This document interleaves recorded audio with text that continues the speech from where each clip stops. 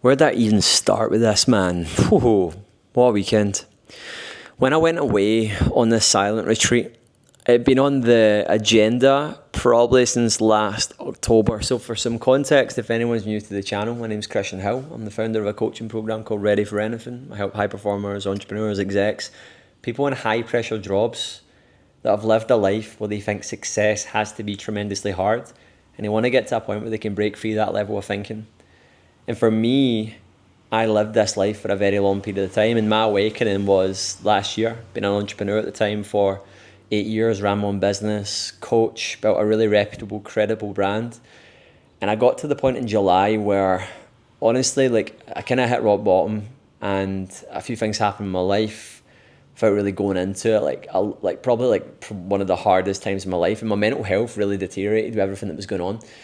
And I got to this point where I was like, no, I'm never ever letting that happen again.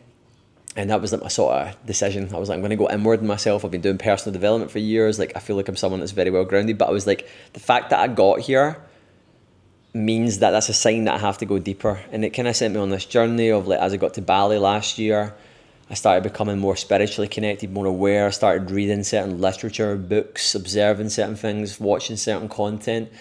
And I started kind of following the teachings of Buddhists, and then ended up finding myself in Thailand in October, and I witnessed this moment with a monk, and I was just totally stunned by it. I've done a separate video on this as well, where the monk's stillness and knowing that he'd been sat there all day made me feel so uneasy, because I knew that I didn't have that within myself. And yeah, anyway, I then got this bracelet, and then all of a sudden all these people then start coming into my life. Some of my good friends, my current mentor right now, all came because of this decision to declare more sovereignty within myself, and totally change my who I am, what I was doing, how I coach, everything, right? And it was the start of it. And yeah, this monk gave me this red band. It's now off, but I actually have it in my journal over there, and I keep the little red band. And not long after that, I met a guy out here, a Dutch guy, who told me about a silent retreat. And it's got a name, this one. It's a 10-day one. It's pretty intense. It's on the cards to do, but I knew I wasn't ready for that yet. 10 days, completely silence.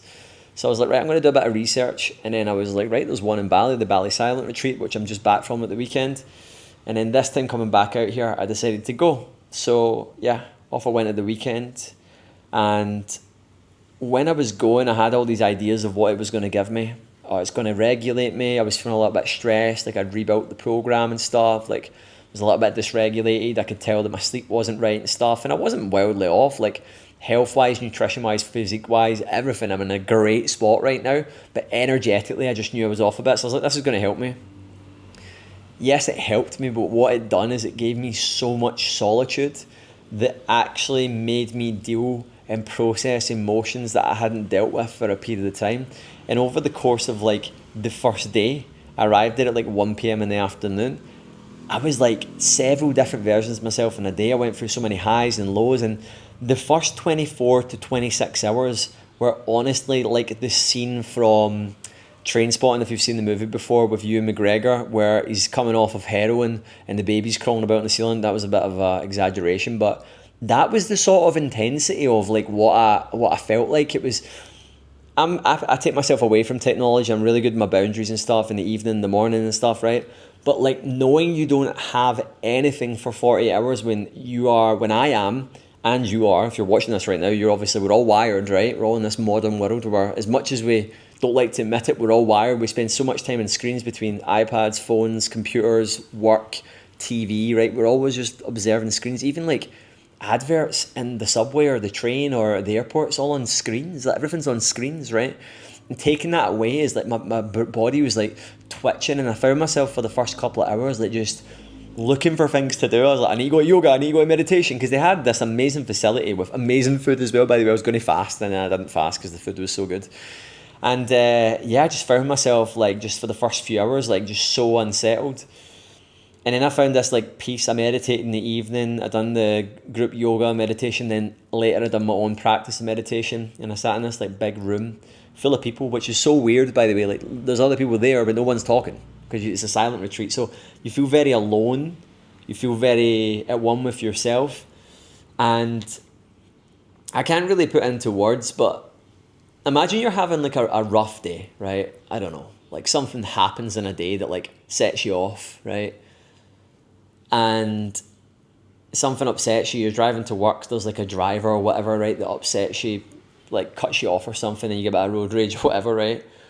And then you then go about your day because you're then still driving, you have to get to work. It kind of F's you off a little bit, but you then go into the next thing. Over the course of a day, that is constantly happening. Your attention is being grabbed by different things, and your brain is always going through a different path of thoughts. When it's just you alone and nothing but your thoughts and your beliefs and your emotions, you have to go through that cycle. So like if a thought came into my mind that triggered something that I was thinking about and it sent me on a bit of a spiral, the only way that I could go was through sitting into that.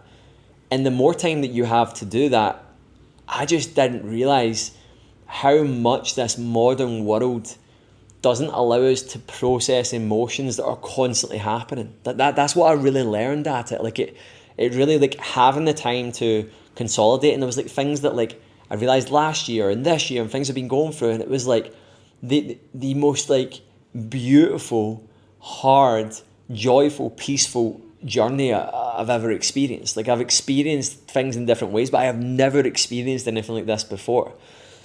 And it was like a challenge in a way. It was like, right, okay, this was like, I am going through a communication and vocalization of my speech and technology fast. Like I'm going through a massive fast, and wow, it's something I'm going to do consistently. I'll probably do this like every 6 months. Like I'll do something along the lines of it. Maybe if I don't have access to a silent retreat like the Bali silent retreat, I'll do something like this, because in this modern world, especially as someone that prides himself on being deeply connected to himself, it's an essential. And as a male as well, and as someone that's a leader and someone that's like influencing other people to think better, to act better, like it allows you to just go away and meet a version of yourself and deal with things that you've maybe been sat on dealing with. Oh, it takes a lot of bravery. And I understand why so many people are disconnected now. I understand why so many people don't like being alone with their own thoughts, because yeah, like, this is even me who meditates every day, who's very, very strict with his boundaries with his phone and everything that I do, and I found it hard. It was an incredible experience, and there was so many little beautiful moments throughout. Like the place is like very sacred. It's a very spiritual place. Now, I never identified as a spiritual person, but the more time I dive into this world, I get it. And like there was so many things that like it's hard to, because it's like it's such an intense experience. I experienced like processing of like things within me that probably would have taken me a month to do in a day. That's the only way I can describe it. Like things that I was going through, but it was just being sped up, and it was like overwhelming at times. And then you would just be walking about the place, and like something would just meet you at the right time, and it would be like a quote on the wall. And there's so many little spiritual things about the place, like someone doing something. Like even like there was a point where I was really missing Ailey, and there was a couple there, and there was only one couple there, and I watched them like really, really like look at themselves in a way. It was like, and it just met me at the right time to see that. There were just so many signs and signals, and it just allowed me to really reconnect with myself. It allowed me to slow down a little bit. And I'm a strong believer that life is planned out the way it needs to be planned out. It's like everything is happening for a reason, as the saying goes.